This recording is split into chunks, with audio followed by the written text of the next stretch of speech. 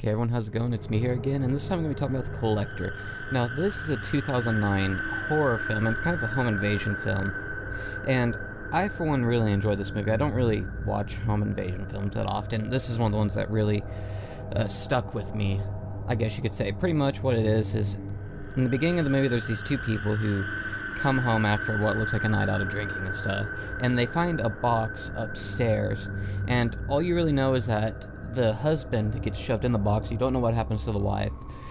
And then it eventually skips over to Arkin, who's the main character of the story. He's an ex-convict working as a handyman, and so he ends up leaving this place that he's working on for the day, and he finds his wife, who's asking him about all the money and says he'll get it later, and she gets upset, and it looks like they're pretty much divorced and have trouble, so he's kind of coming back, visiting his daughter, and so he goes back to this, it's called the Chase family, pretty much, and he goes back to their home, and he's gonna steal stuff, because he pretty much knows the way around the house, so he can end up stealing stuff, and he's going back for a rare ruby, but what he comes back to find is that the Chase family is all tied up, the wife, the husband, the daughter are all just tied up down in the bottom of the basement, and that there's someone else there who's doing this, and he pretty much, at some point, ends up coming across the Chase family down there, who he ends up having to help. I guess he feels guilty, you could say, and he wants to help them, he wants to help the daughter.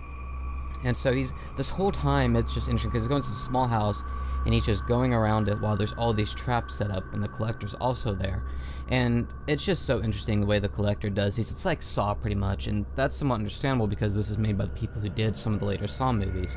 And the fact that this was supposed to be a prequel to Saw in general, and it didn't actually end up working, so it ended up becoming the Collector, and it's just so interesting to see just the way the traps are set up. There's not really any gore in it, but if you like the home invasion style films, you like the Saw films, you'll most likely enjoy this. I, for one, did. I actually own the movie. But going back, and Arkin's pretty much, he's going around this whole house having to try to find some way to get out, and he comes across, like, doors, and the doors, they're all deadbolts with, like, 5 or 6 deadbolts, but he finds that the actual part where the key goes to the deadbolt is actually missing, so he can't get out there. The windows are pretty much boarded up shut, and they're lined with razors. The bear traps that are in one room, the wires that are in the one room that can pretty much just cut you. It's just all, it's all so well done, just for the fact that it takes place in a small house, because you usually see horror movies that take place in, like, hospitals or out in the woods or something. This just takes place in a small house.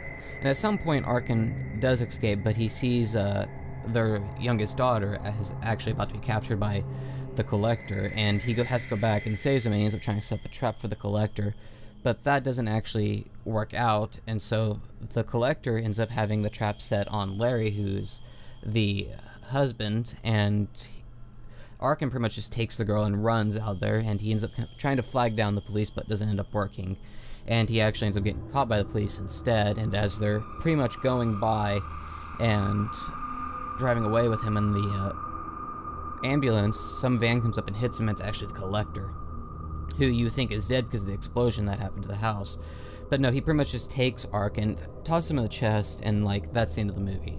And that's just a quick rundown of it. I don't go through it all, but what's interesting is, like, the Collector ends up taking people he puts in the chest. He keeps one person alive in the family and kills the rest. And it doesn't actually work this way, so he ends up taking Arkin and puts him in the chest, and that's where the movie ends. And he ends up torturing people after that. And it picks up later in a second movie called The Collection, but I didn't find that as good as The Collector. It's not anywhere near as bad, but it's just nowhere near as good. But this is one of those movies I would highly recommend, especially if you like Saw, you like home invasion films. And one thing I like about this is that the person's he's just an ordinary person. He, like, has no special abilities. He's just really clever, and just supposedly he's someone who worked on the house.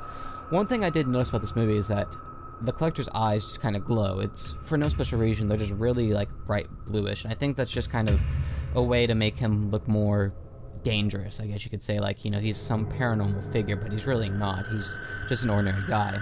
But it's just one of the things that I happened to really notice in the movie. And he just has this weird, like, looking mask. It reminds me more of, like, something Slipknot would do with their masks. It's just a really, like, leather-bound mask with eye holes and stuff, and just kind of quickly tied on the back. And he's just really clever throughout it, kind of like what the guy was in Saw. I don't really remember his name, but he's really clever with his traps and contraptions and stuff he does. In this, it's the same exact way. He's just really clever with the traps that he sets up. But for the most part, I enjoyed the movie. If you like Saw or home invasion movies, you'll most likely like this, and I would give it a watch. But that's all for this time, and I will see you guys next time.